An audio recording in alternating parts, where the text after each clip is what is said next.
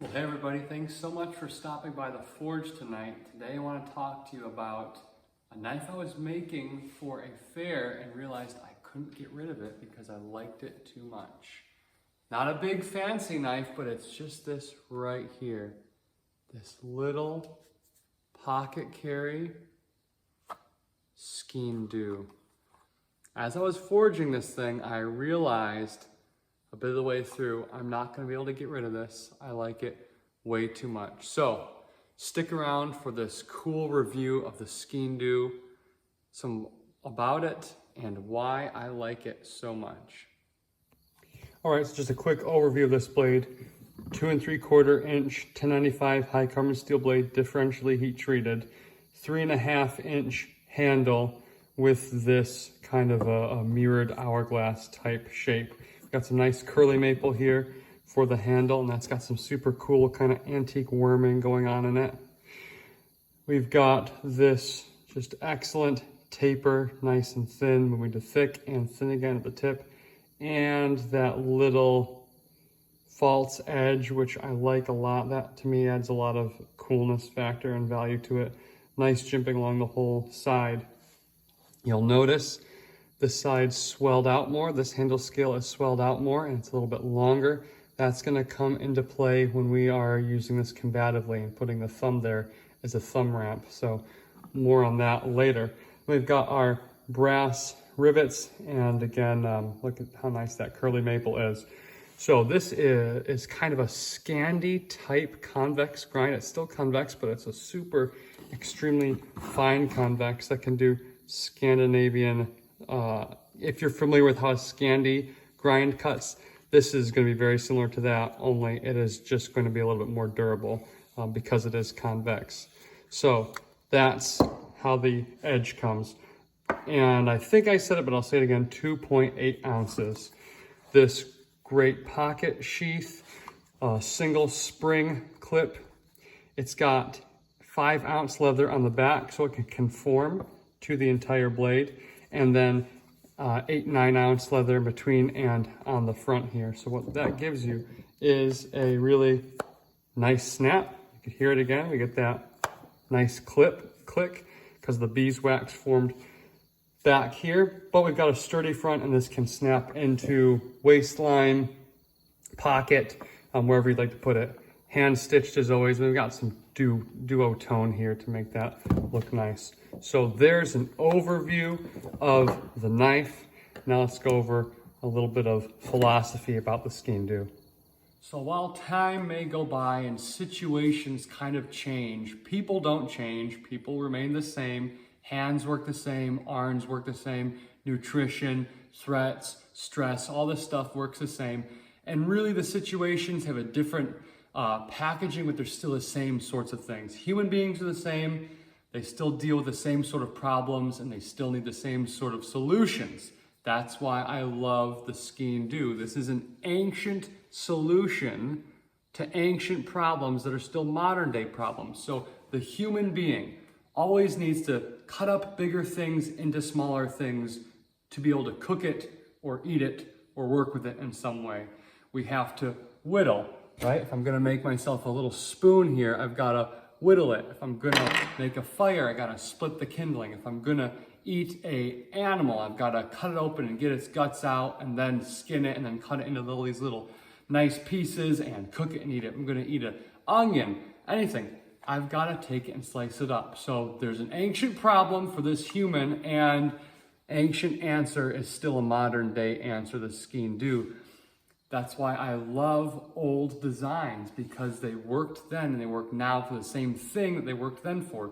Cutting cordage, carving sticks, carving silverware, processing game, skinning fruit, cutting bread, utility cutting. It all works the same way today as it did 1,000, 2,000, 5,000 years ago.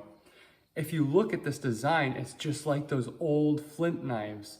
It's just like the knife that Otzi had, that 10,000-year-old or whatever Iceman. When they found him, he had a little knife just like this, and he used it for all his chores. Everything he did, he'd get by with a little flint knife like that. Same design, just as relevant now.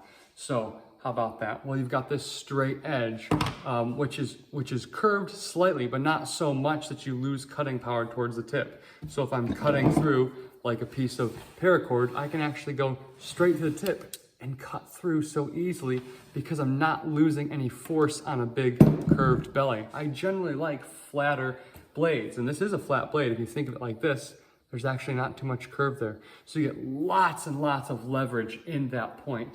It's also a super, super fine spear point, which means it's gonna do great just slicing through, piercing through leather. Or if I'm trying to cut out a splinter or something like that, it's gonna do perfect at that. The point is used all the time. You know, I really like a big kind of a chopping belly like this, and this one also has a good point. Because I like to chop with knives. When it comes to a knife this small, I'm not gonna chop it. I'm not gonna chop with it. So I want that point as fine as I can get it so I can use it for all those things. Cutting open the peanut butter so you don't waste any at the bottom. Cutting down the milk carton so that it can fit into the trash can. Your animals, anything like that. That point, so much of a knife is used in the point. In fact, take anyone's knife, look at it. This is the part right here. It's gonna be most dull because that's the part that's most used. So you've got that. That's why I love that edge design. You can go flat and cut food with it. You can go fine and use that tip, and you don't lose leverage while cutting that tip. Also, when you're doing carving like this, it's so fine. You can do nice, tight little carves like that.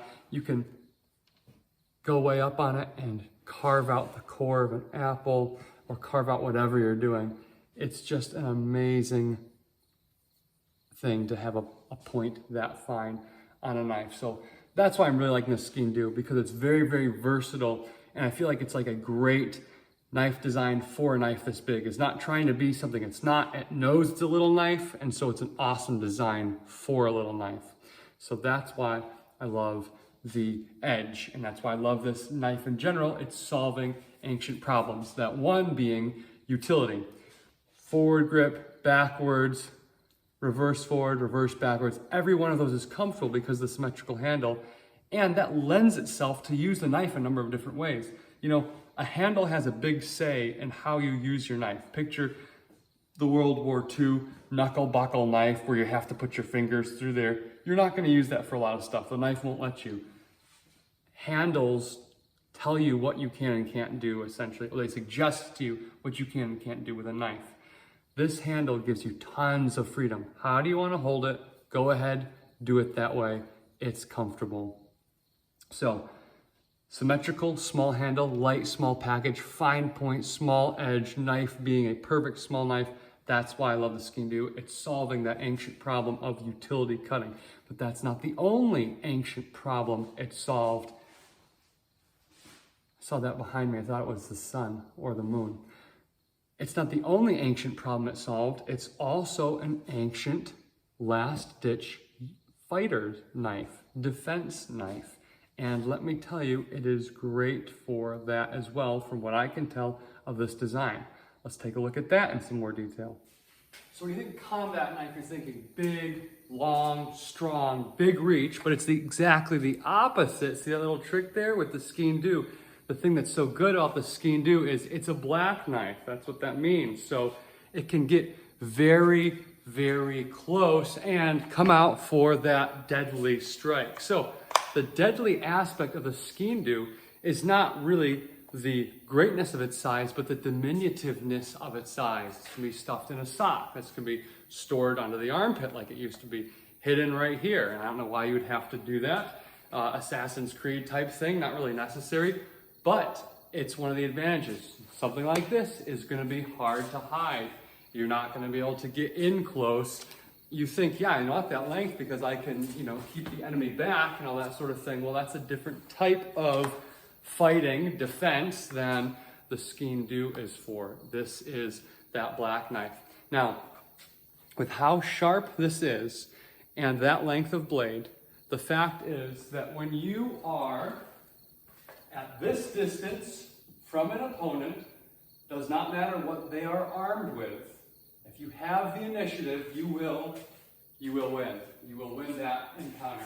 And again, we're not, moral aside here. We're just talking about this clinically because morally, obviously, you don't take the initiative to make the first cut. That's not self-defense, that's an assault.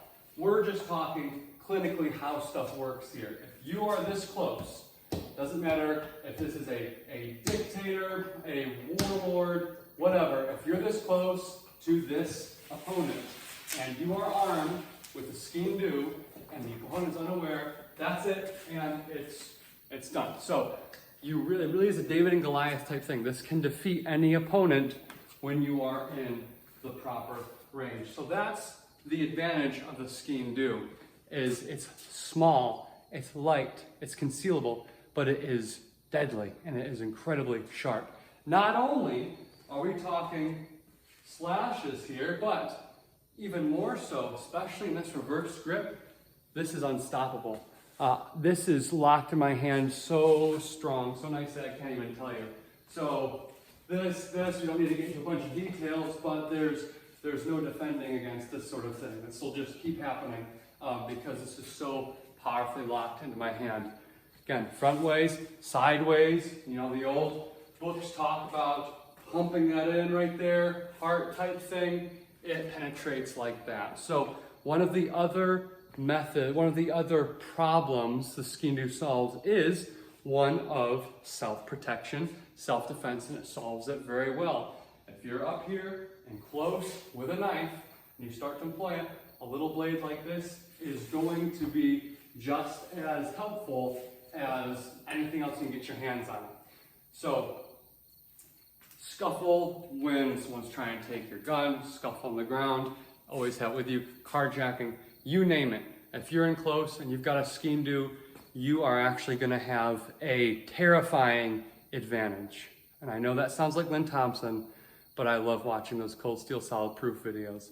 So yes, you're going to have a terrifying advantage with this. Now, let's actually do some cutting with it and see what it looks like in action. Here we have some seat belt. Oh, I don't know if you've ever tried to cut this. It's very durable, very difficult to cut. Just for other knives it is, but this is going to cut through it just free hanging there. Notice that. Got some free hanging sisal rope here. I'm just going to cut real low to the bottom so we can do a few cuts on this. So some spring in there, but you can see that moves right through. It just simply goes through here. Now, I talked about this earlier. When I make these cuts with a skein dubh, normally your fingers kind of index on the back and you're moving in this regard.